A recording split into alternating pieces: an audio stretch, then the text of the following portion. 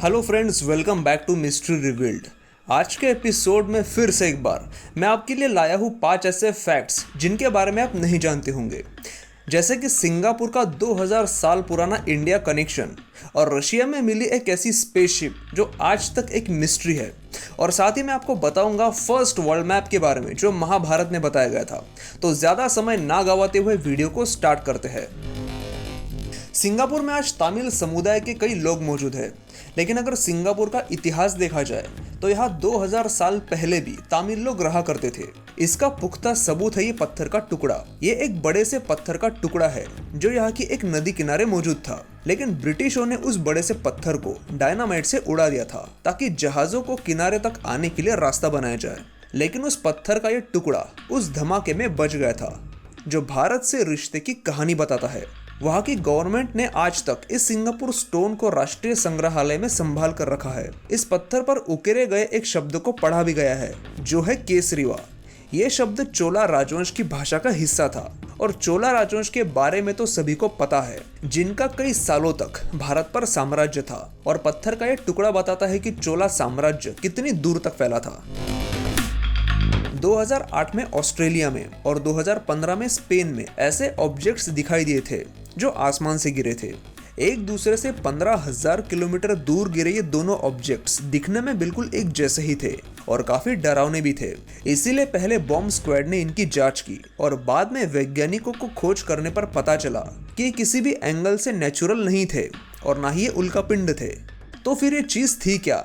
ये उस कचरे का हिस्सा थे जो इंसानों ने अंतरिक्ष में फैलाया था। ये स्पेस में भेजे गए किसी कम्युनिकेशन सैटेलाइट के फ्यूल टैंक का हिस्सा थे, जो सैटेलाइट लॉन्च होने के बाद अलग होता है और स्पेस में ही रहता है। ऐसे सैकड़ों सैटेलाइट के हिस्से आज स्पेस में घूम रहे हैं, जिनमें से कोई गलती से पृथ्वी की ग्रेविटेशनल फोर्स की पकड़ में आ जाता है और पृथ्वी पर गिर जाता है। जिस आकार के ये होते हैं और जिस स्पीड से ये जमीन पर गिरते हैं, अगर ये किसी इंसान के ऊपर गिर जाए तो उस इंसान का बचना इम्पॉसिबल है। क्या आपको पता है कि दुनिया का सबसे पहला नक्शा कहाँ मौजूद है? महाभारत में। वेस्टर्न साइंटिस्टों ने ये तो बता दिया था कि दुनिया गोल है, लेकिन एग्जैक्टली दुनिया का नक्शा कैसा है ये कोई नहीं बता पा रहा था। लेकिन उसी वक्त भारत में मौजूद महाभारत में दुनिया का नक्शा मौजूद था। जरूरत थी सिर्फ उसे समझने की। महाभारत में महर्षि वेदव्यास ने लिखा है कि धृतराष्ट्र जब संजय से ये पूछते हैं कि अंतरिक्ष से पृथ्वी कैसे दिखती है, तो इस सवाल का जवाब देते हुए संजय कहते हैं कि पृथ्वी ब्रह्मांड में ऐसी दिखती है जैसे कि 2 अंशों में पीपल के पत्ते और 2 अंशों में खरगोश। जैसे इन शब्दों को रामानुजाचार्य ने कागज पर उतारा तो यह कुछ ऐसा दिख रहा था। लेकिन जब दुनिया को वर्ल्ड मैप का पता चला और उसके बाद जब इस चित्र को किसी ने उल्टा करके देखा, तो इस पन्ने पर ऐसी सच्चाई दिख रही थी जिसने सबको हैरान कर दिया। ऑब्वियसली वर्ल्ड मैप को बनाने का क्रेडिट वेस्टर्न साइंटिस्ट को ही दिया जाता है। दुनिया ये नहीं मानती और ना कभी मानेगी कि महाभारत में पृथ्वी के नक्शे के बारे में बताया गया है। लेकिन सिर्फ अगर हम इंडियंस ही इस बात को जान जाए तो भी बहुत बड़ी बात होगी। तो इस बात पर वीडियो को आप लाइक जरूर कर दीजिए। बढ़ते हैं अगले फैक्ट्स की ओर। रशिया के एक फेमस मिस्ट्री इन्वेस्टिगेशन ग्रुप कॉस्मोपोइस को रशिया के एक पहाड़ी इलाके में जमीन में दबी डिस्क मिली थी। 13 फीट लंबी इस डिस्क में टंगस्टन का इस्तेमाल हुआ है, जैसा कि मिलिट्री एयरक्राफ्ट्स में होता है।